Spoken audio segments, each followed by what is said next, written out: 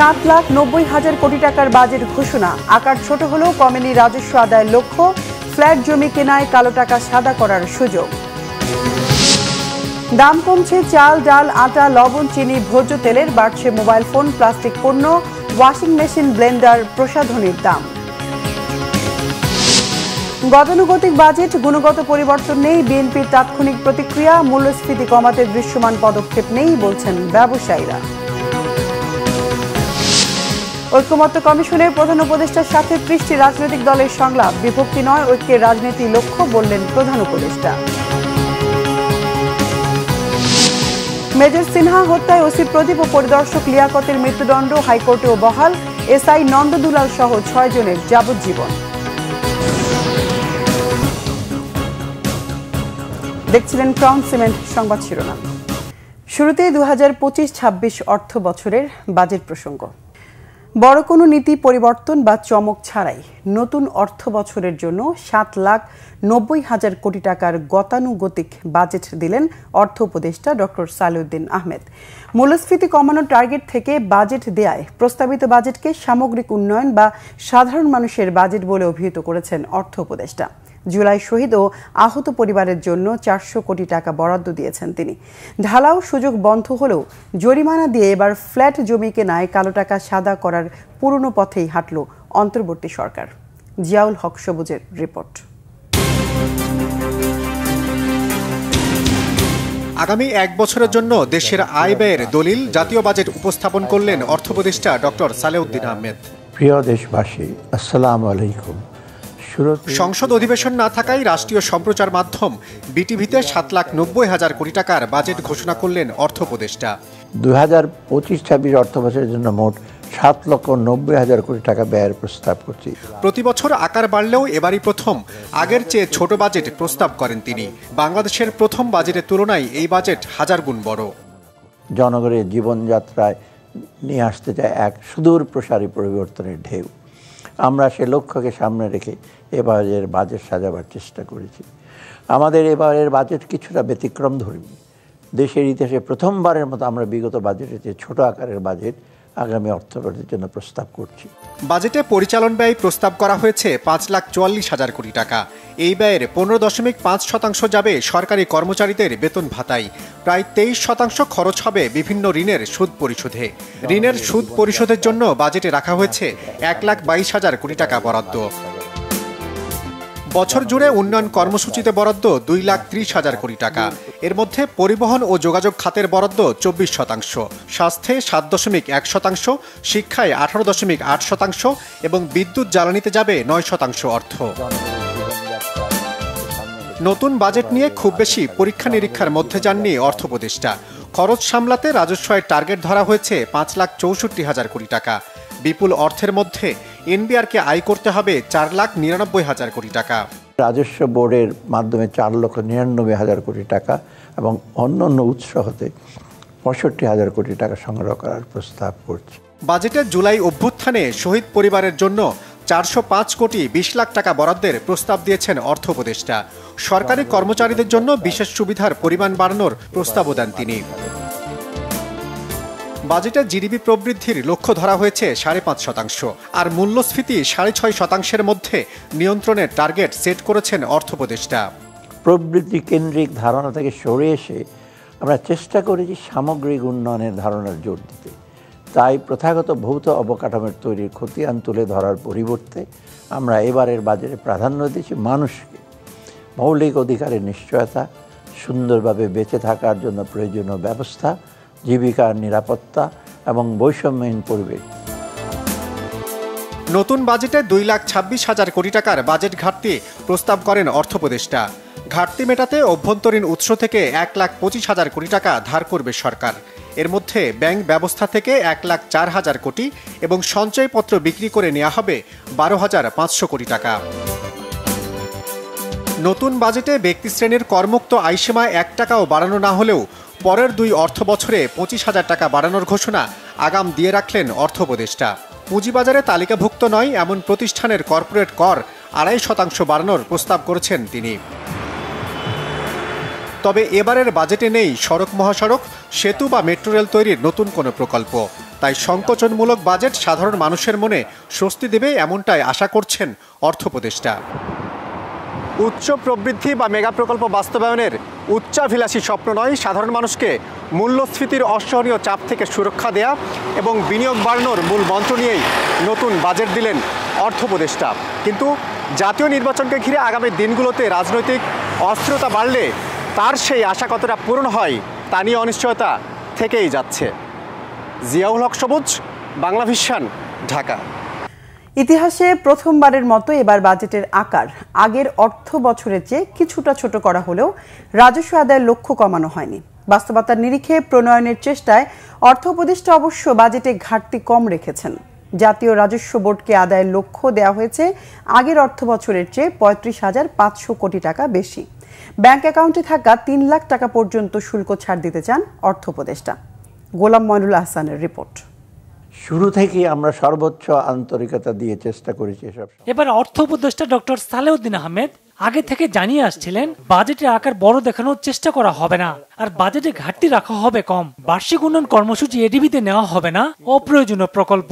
একই সাথে রাষ্ট্রীয় ব্যয় করা হবে যুক্তিকরণ। এরপর অর্থের সংস্থানে বড় অঙ্কের রাজস্ব আদায়ের পরিকল্পনার দিকে হাঁটতে হচ্ছে অর্থ উপদেষ্টাকে। কর ন্যায্যতা প্রতিষ্ঠায় অর্থ দেশীয় উচ্চ বৈদেশিক অনুদান মিলে এবার ৫,৬৯,০০০ কোটি টাকা পেতে যায় অন্তর্বর্তী সরকার। এতে রাজস্ব আয় ধরা হয়েছে ৫,৬৪,০০০ কোটি টাকা। এর মধ্যে এনবিআর কে আদায়ের টার্গেট দেওয়া হয়েছে ৪,৯৯,০০০ কোটি টাকা।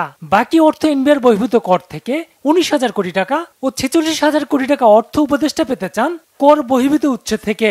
করের বাইরে ৫,০০০ কোটি টাকা হিসাব করা হয়েছে বৈদেশিক অনুদান থেকে। অনুদান বাদে বাজেটে ঘাটতি ধরা হয়েছে ৩.৬%, যার টাকার অঙ্কে দাঁড়ায় ২,২৬,০০০ কোটি টাকা।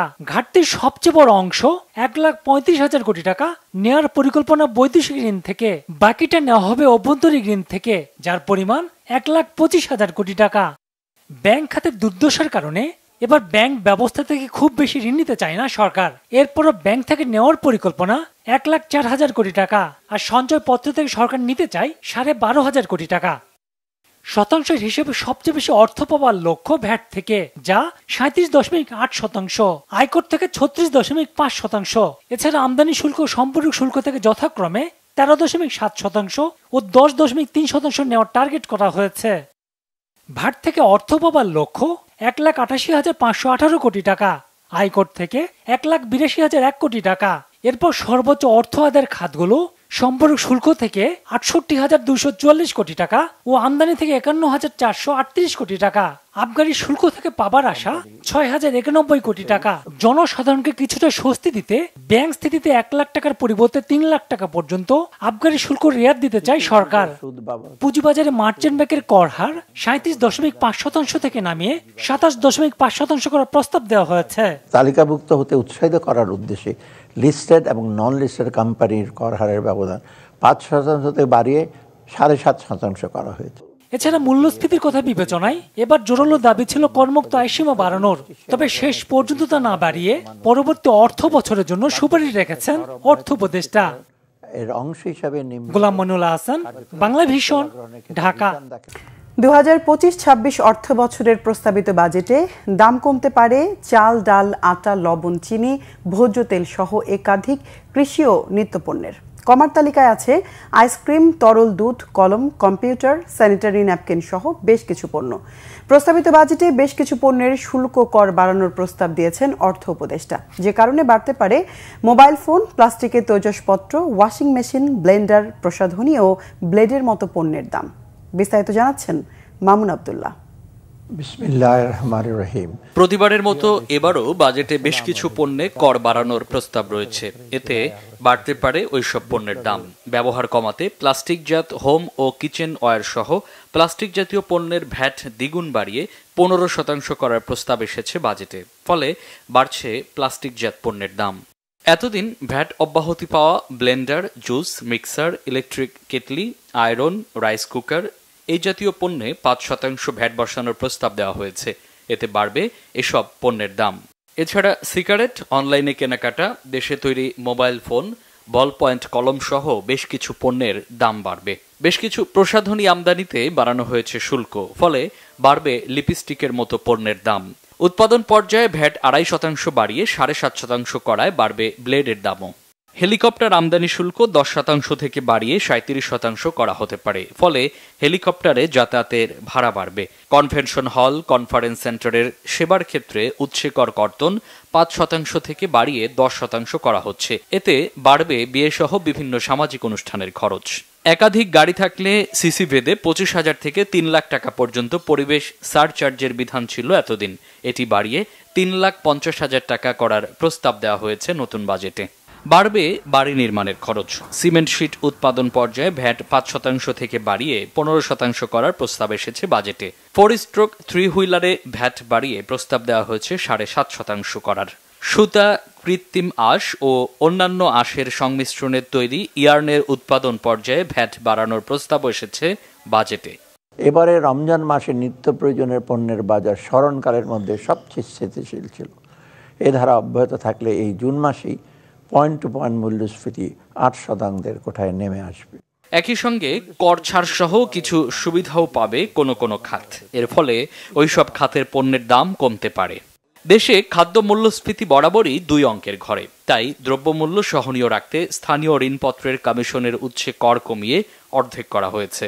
এর ফলে চাল, ডাল, আটা, লবণ, চিনি, ভোজ্য তেল সহ একাধিক কৃষি ও নিত্য প্রয়োজনীয় পণ্যের দাম কমতে পারে। যাত্রী সেবার মান বাড়াতে 16 থেকে 40 আসনের বাসের জন্য আমদানি শুল্ক 10% থেকে 5% নামিয়ে আনার প্রস্তাবনা দেওয়া হয়েছে। ফলে যাত্রীবাহী বাসের দাম কমতে পারে। পরিবেশ বান্ধব পণ্য যেমন সুপারির খোল দিয়ে তৈরি তৈজসপত্র ও হাতে তৈরি মাটির পণ্যে ভ্যাট অব্যাহতির প্রস্তাব রাখা হয়েছে প্রস্তাবিত বাজেটে। কম্পিউটার ও কম্পিউটারের যন্ত্রাংশ এবং সব ধরনের ফল ক্রয়ের জন্য স্থানীয় ঋণপত্রের কমিশনের উপর উৎসে কর 1% থেকে কমিয়ে 0.50% করার প্রস্তাব এসেছে। ফলে দাম কমবে এসব পণ্যের। দাম কমবে আইসক্রিমের। মূল্য হ্রাসের তালিকায় আছে ক্যান্সারের ওষুধ ও ইনসুলিন। বাজেটে ভ্যাট অব্যাহতি দেওয়া হয়েছে এলএনজি আমদানিতে। বর্তমানে এলএনজি আমদানিতে 15% ভ্যাট ও 2% অগ্রিম কর দিতে হয়। আবার গ্রাহক পর্যায়ে বিক্রির সময় 15% ভ্যাট ও 2% উৎসে কর দিতে হয়। এছাড়া বাইরেও এলএনজি মার্জিনের বিল পরিশোধের সময় গ্যাস বিতরণ সংস্থার কাছ থেকে 5% উৎসে কর কাটা হয়। আমদানি পর্যায়ে ভ্যাট অব্যাহতির ফলে বিদ্যুৎ, শিল্পের উৎপাদন ও পরিবহন খাতে ব্যয় কমতে পারে। এছাড়া স্যানিটারি ন্যাপকিন, প্যাকেটজাত তরল দুধ, পলিপ্রোপাইলিন, স্ট্যাপল ফাইবারে ভ্যাট অব্যাহতির প্রস্তাব করা হয়েছে। ই বাইকের উৎপাদন ও উপকরণ আমদানি, ফ্রিজ, এসির কম্প্রেসার উৎপাদনের উপকরণ আমদানিতে ভ্যাট অব্যাহতির প্রস্তাব করা হয়েছে বাজেট প্রস্তাবনায়। এছাড়া জমি ও ফ্ল্যাট বেচাকেনায় নিবন্ধন খরচ ও উৎসে কর কমানোর প্রস্তাব রয়েছে 2025-26 অর্থবছরের বাজেট প্রস্তাবনায়। মামুন আব্দুল্লাহ, বাংলা ভিশন, ঢাকা। প্রস্তাবিত বাজেট আগের বাজেটেরই ধারাবাহিকতা মন্তব্য করে বিএনপি বলেছে, এবারের বাজেটের আকার কমলেও গুণগত কোনো পরিবর্তন হয়নি। বিকেলে রাজধানীর বনানীতে বাজেট নিয়ে তাৎক্ষণিক প্রতিক্রিয়ায় এমন মন্তব্য করেন বিএনপির স্থায়ী কমিটির সদস্য আমির খসরু মাহমুদ চৌধুরী। বলেন, এই বাজেট বাস্তবায়ন আগামী সরকারের জন্য চ্যালেঞ্জ হবে। আমাদের রাজস্ব আয়ের সাথে আপনার বাজেটের সাইজের একটা সম্পৃক্ততা থাকা উচিত ছিল। আমি মনে করি সেটা হয়নি। সেটা পুরোটাই রাজস্ব আয় যেটা আছে সেটা আপনার পরিচালনা ব্যয়ের মধ্যে চলে যাবে এবং পুরোটাই কিন্তু দেশের ভিতর থেকে বাইরে থেকে লোন নিতে গেলে যে প্রভাবগুলো আমি বললাম, এই প্রভাবের কারণে অর্থনৈতিক ক্ষতিগ্রস্ত হবে। গুণগত দিক থেকে এই বাজেটে আমরা কোনো কিছু পরিবর্তন দেখিনি, শুধুমাত্র সংখ্যার সামান্য, কিন্তু ওই প্রিন্সিপাল কিন্তু একই রয়ে গেছে, যে ওদের যে কাঠামো কিন্তু একই রয়ে গেছে। সুতরাং এটা কিন্তু আগামী দিনের সরকারের জন্য খুব একটা সহজ কিছু হবে না। বাজেটে শিক্ষা, স্বাস্থ্য ও কৃষি খাতে বরাদ্দ কম হয় উদ্বেগ প্রকাশ করেছে গবেষণা প্রতিষ্ঠান centre for policy dialogue CPD. আর ডিসিসিআই নেতারা বলেছেন, মূল্যস্ফীতি কমাতে দৃশ্যমান কোনো পদক্ষেপ নেই বাজেটে। বিকেলে বাজেট নিয়ে তাৎক্ষণিক প্রতিক্রিয়ায় এমন মন্তব্য করেন তারা। না, মনে হচ্ছে যে একই কাঠামোর মধ্যে এখানে একটু বেশি, ওখানে একটু কম, এরকম করে নেওয়া হয়েছে। এবং যে মূল বিষয়টা যে দর্শন বাজেটের, যে এখানে বৈষম্যবিহীন এর কথা, সমাজের কথা বলা হয়েছে, সেইটার প্রেক্ষিতে সেটা উদ্দেশ্যটার সাথে বাস্তবে যে পদক্ষেপগুলি নেওয়া হয়েছে সব ক্ষেত্রে সেটা সাযুজ্যপূর্ণ হয় নাই। আমরা কিন্তু বারবার বলছিলাম যে মূল্যস্ফীতি গত 1 বছরে না, গত 2-3 বছরে কিন্তু প্রায় 10-এর ঘরের উপরে রয়েছে। যে ওনারা যেই রেভিনিউ নির্ধারণে যে লক্ষ্যমাত্রা ওনারা করেছে, আমাদের এলসি ওপেনিং থেকে শুরু করে এলসি রিটায়ারমেন্ট প্রতিটাই কিন্তু নিম্নমুখী। সো আমরা খুব ডাউটফুল যে এটা ওনাদের যে লক্ষ্যমাত্রা আছে এটা ওনারা ফিল আপ করতে পারবেন কিনা। সংস্কার সহ বিভিন্ন ইস্যুতে ঐকমত্য প্রতিষ্ঠার লক্ষ্যে বিএনপি, জামাত, এনসিপি সহ বিভিন্ন রাজনৈতিক দলের সাথে জাতীয় ঐকমত্য কমিশনের দ্বিতীয় পর্যায়ের সংলাপ শুরু হয়েছে। সংলাপের সূচনা করেন প্রধান উপদেষ্টা ডক্টর মোহাম্মদ ইউনূস। সূচনা বক্তব্যে তিনি বলেন, বিভক্তির জন্য নয়, দেশের স্বার্থে ঐক্যবদ্ধ হবার জন্যই রাজনীতি।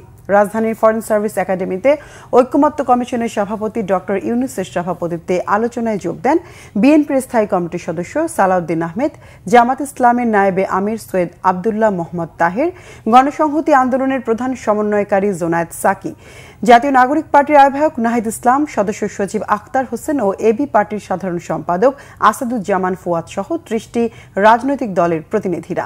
দেশের উন্নতি ও মঙ্গলের জন্য সবাইকে একমত থাকার আহ্বান জানান প্রধান উপদেষ্টা। জুলাই সনদ নিয়ে ঐকমত্য কমিশন কাজ করছে বলেও জানান তিনি। প্রথম পর্ব শেষ হলো, তো সেটা মহানন্দের দিন যেটা আমরা করেছি। দ্বিতীয় পর্বে, প্রথম পর্বে আমরা কি করলাম, এটা যত কিছু ইস্যুজ আছে, যত কিছু রিকমেন্ডেশন সুপারিশ আছে, তার মধ্যে কিভাবে আমরা একমত হলাম, কারা কোনটাতে একমত হলো, সব মিলিয়ে শেষ পর্যন্ত আমরা জুলাই সনদ করব।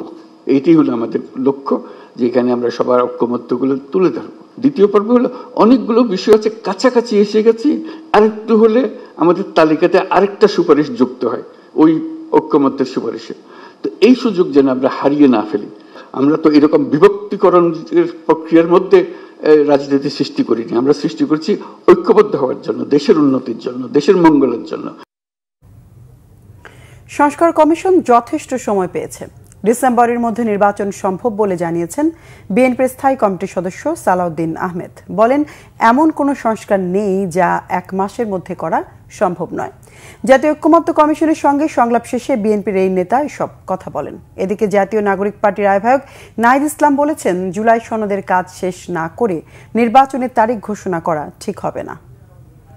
আমরা মনে করি ডিসেম্বরের ভিতরে নির্বাচন অনুষ্ঠান করা জাতীয় সংসদের খুবই সম্ভব, এবং এর আগেই জরুরি ভিত্তিতে যে সমস্ত সংস্কার করা প্রয়োজন, বিশেষ করে নির্বাচনমুখী, সেই সংস্কারগুলোকে চিহ্নিত করে আমরা ঐকমত্যের মাধ্যমে সেগুলো বাস্তবায়ন করি, এবং সেই এমন কোন সংস্কার নেই যেগুলো 1 মাসের মধ্যে বাস্তবায়ন করা সম্ভব হবে না।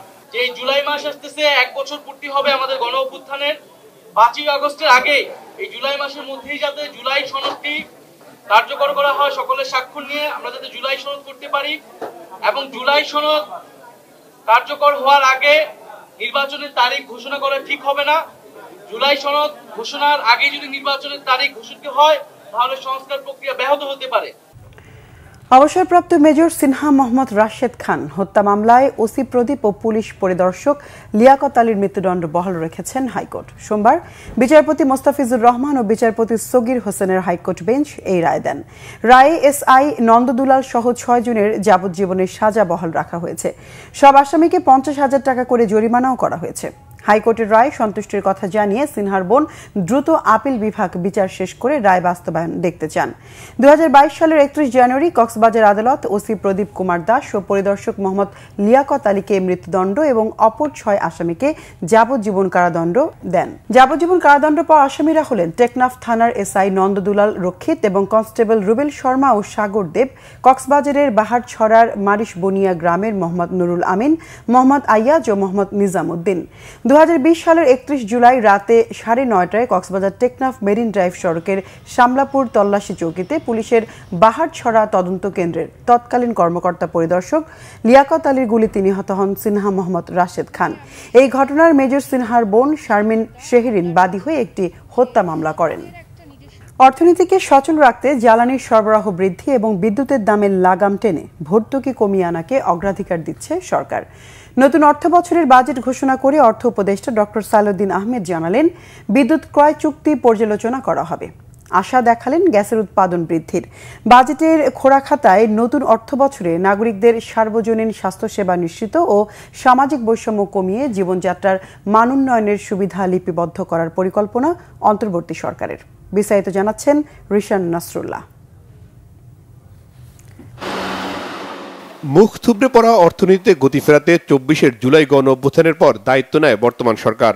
পরিস্থিতি বিবেচনায় অন্তর্বর্তী সরকারের প্রথম বাজেটে জ্বালানি নিরাপত্তা নিশ্চিত করতে সরকার নিজস্ব উদ্যোগে তেল গ্যাস অনুসন্ধান ও উৎপাদন বৃদ্ধির উদ্যোগ নিয়েছে। ২০২৮ সালের মধ্যে নবায়নযোগ্য জ্বালানি ভিত্তিক ৩৫০০ মেগাওয়াট বিদ্যুৎ উৎপাদনের কথাও জানালেন অর্থ উপদেষ্টা। অগ্রাধিকার দিলেন স্বচ্ছতা ও জবাবদিহিতাকে। অর্থনীতিকে সচল রাখতে জ্বালানির পর্যাপ্ত সরবরাহ নিশ্চিত করা এবং একই সাথে তা যথাসম্ভব সাশ্রয়ী রাখা অত্যন্ত গুরুত্বপূর্ণ। বিদ্যমান উচ্চ মূল্যস্ফীতির প্রেক্ষাপটে নীতিগতভাবে আমরা বিদ্যুতের মূল্য আপাতত না বাড়ানোর সিদ্ধান্ত নিয়েছি। বিদ্যুৎ খাতে প্রদত্ত ভর্তুকির পরিমাণ ক্রমান্বয়ে হ্রাস করার লক্ষ্যে বিদ্যুৎ উৎপাদনের সার্বিক ব্যয় 10% কমানোর পরিকল্পনা হাতে নেওয়া হয়েছে। এই বছরের মধ্যে আভ্যন্তরীণ উৎস থেকে ৬৪৮ মিলিয়ন ঘনফুট গ্যাস সরবরাহ করার এবং ২০২৮ সালের মধ্যে স্থানীয় কূপ থেকে অতিরিক্ত ১৫০০ মিলিয়ন ঘনফুট গ্যাস উত্তোলনের পরিকল্পনা গ্রহণ করা হয়েছে। অপ্রতুল স্বাস্থ্যসেবাকে নাগরিকদের নাগালে আনতে সেবার পরিধি বৃদ্ধি, অবকাঠামো উন্নয়ন ও দক্ষ জনবল নিয়োগে বিশেষ গুরুত্ব দেওয়ার কথা জানিয়েছেন অর্থ উপদেষ্টা। আগামী অর্থ বছরে দরিদ্র জনগোষ্ঠীর জন্য ৪,১৬৬ কোটি টাকা এবং জুলাই গণ অভ্যুত্থানে শহীদ পরিবার ও আহতদের জন্য ৪০৫ কোটি ২০ লাখ টাকা বরাদ্দ রাখার কথা বলা হয়েছে প্রস্তাবিত স্বাস্থ্য বাজেটে। মৌলিক অধিকারের নিশ্চয়তা, সুন্দরভাবে বেঁচে থাকার জন্য প্রয়োজনীয় ব্যবস্থা, জীবিকার নিরাপত্তা এবং বৈষম্যহীন পরিবেশ, এই অত্যাবশ্যক উপাদানগুলো ছাড়া যে কোনো রাষ্ট্র অকার্যকর হয়ে পড়ে দুর্বল হয় সমাজের ভিত। এবারের বাজেটে তাই শিক্ষা, স্বাস্থ্য, সুশাসন, নাগরিক সুবিধা, কর্মসংস্থান ইত্যাদি বিষয়ের উপর জোর দেওয়া হয়েছে। জুলাই গণ অভ্যুত্থানের শহীদদের পরিবার এবং আহতদের জন্য ভাতা প্রদানের লক্ষ্যে নীতিমালা প্রণয়ন করা হবে। এছাড়াও তাদের চিকিৎসা ও পুনর্বাসনের জন্য প্রয়োজনীয় কার্যক্রম গ্রহণ করা আছে। দারিদ্র্য হ্রাস ও সামাজিক বৈষম্য কমাতে বাজেটে সুবিধাভোগীর সংখ্যা এবং মাথাপিছু বরাদ্দ বাড়ানোর প্রস্তাব করেছেন অর্থ উপদেষ্টা।